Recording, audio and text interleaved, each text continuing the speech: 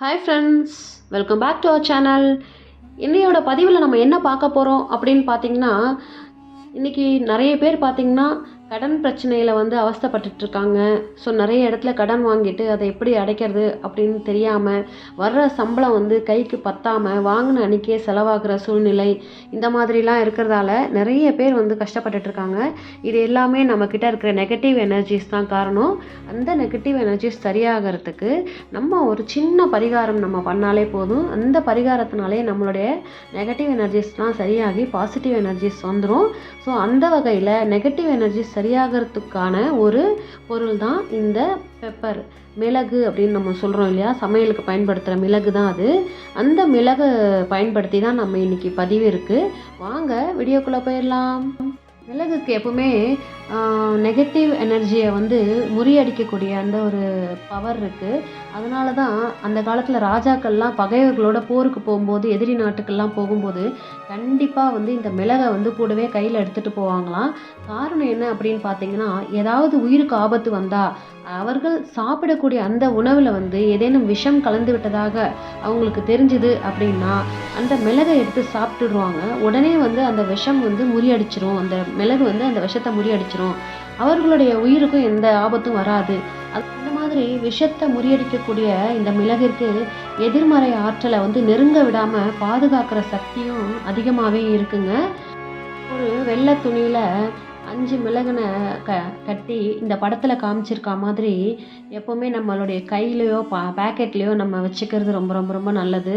அதாவது 5 மிளகு எடுத்துக்கோங்க, ஒரு வெள்ளை துணி எடுத்துக்கோங்க. அந்த வெள்ளை துணியில் இந்த 5 மிளகையும் வச்சுட்டு அதை ஒரு மூட்டை மாதிரி கட்டிட்டு நீங்கள் யூஸ் பண்ணக்கூடிய பர்ஸ்லேயோ பேக்லேயோ உங்களுடைய பேக்கெட்லேயோ நீங்கள் இதை எப்போவுமே வச்சுக்கலாம். மிளகு எப்போவுமே கெட்டு போகாது. இதை 3 மாதத்துக்கு ஒரு வாட்டி நீங்கள் மாற்றினா போதும், ஞாயிற்றுக்கிழமையில். ஸோ அவ்வளோதான், இந்த வேலை உங்களுக்கு முடிஞ்சிருச்சு. இந்த மிளகு மூட்டை உங்களுக்கு ஒரு பாதுகாப்பு வட்டத்தை உங்களுக்கு தந்துடும். உங்களுக்குள்ள ஒரு நம்பிக்கையை கொடுக்கக்கூடிய பொருளுங்க இது.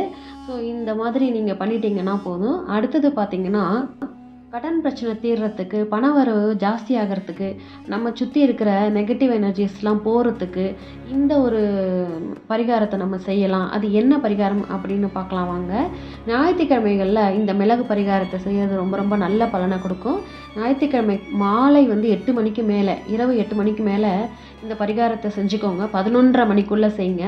எந்த நேரத்தில் வேணாலும் எடுத்துக்கலாம். 8லேருந்து 11:30க்குள்ளே எந்த நேரத்தில் வேணாலும் நீங்கள் செஞ்சுக்கோங்க. 4 மிளகு எடுத்துக்கோங்க. உங்கள் கையில், இடது கையில் வச்சுக்கோங்க. உங்கள் வீட்டு நிலைவாசலுக்கு வெளியில் வந்துட்டு நீங்கள் உங்கள் வீட்டு நிலைவாசலுக்கு வெளியிலையோ, இல்லை உங்கள் வீட்டு மொட்டை மாடியிலையோ, இல்லை நீங்கள் யாரும் இல்லாதப்போ நீங்கள் செய்கிறதா இருந்தால் வாசலில் கூட, தெருவில் வாசலில் கூட நீங்கள் இந்த பரிகாரத்தை பண்ணலாம். ஸோ அங்கே போயிட்டு நீங்கள் கிழக்கு முகமாக நின்றுக்கிட்டு இந்த பரிகாரத்தை 4 மிளகை கையில் வச்சுக்கோங்க. உங்களுடைய தலைக்கு இடது பக்கமாக இந்த 4 மிளகையும் நீங்கள் 3 தடவை சுற்றுங்க. உங்கள் தலையை சுற்றி நீங்கள் 4 மூலையிலையும் தூக்கி போட்டுருங்க. அதே மாதிரி பண்ணிவிட்டு கை கால் அலம்பிட்டு திரும்பி பார்க்காம வீட்டுக்குள்ளே மறுபடியும் நீங்கள் ஒரு தடவை கை கால் அலம்பிட்டு நீங்கள் படுக்க போயிருங்க. இவ்வளவு தான் இந்த பரிகாரம். நீங்கள் செய்கிற இந்த பரிகாரத்துக்கு உண்டான பலன் உங்களுக்கு 3 வாரம் நீங்கள் செய்யும்போது உங்களுக்கு தெரிய வரும். உங்களுடைய பண கஷ்டத்திற்கு ஏதாவது ஒரு வகையில் உங்களுக்கு விமோச்சனம் கிடைக்கும். அதே சமயம் கடன் பிரச்சனை தீர்வதற்கான பல வழிகள் உங்கள் கண் முன்னே தெரிய ஆரம்பிக்கும். நம்பிக்கை இருக்கிறவங்க செஞ்சு பார்த்துட்டு பலனடைங்க என்ற இந்த நல்ல ஆன்மீக தகவலோட இன்றைய பதிவை நான் முடிச்சுக்கிறேன். மற்றும் ஒரு ஆன்மீக தகவல் பகுதியில் சந்திக்கிறேன். இந்த பதிவு உங்களுக்கு பிடிச்சிருந்ததுன்னா இந்த பதிவுக்கு ஒரு லைக் கொடுத்துருங்க. உங்கள் ஃப்ரெண்ட்ஸ் அண்ட் ரிலேட்டிவ்ஸ்க்கு ஷேர் பண்ணி பாருங்கள். மற்றும் ஒரு பதிவில் சந்திக்கிறேன். நன்றி, வணக்கம்.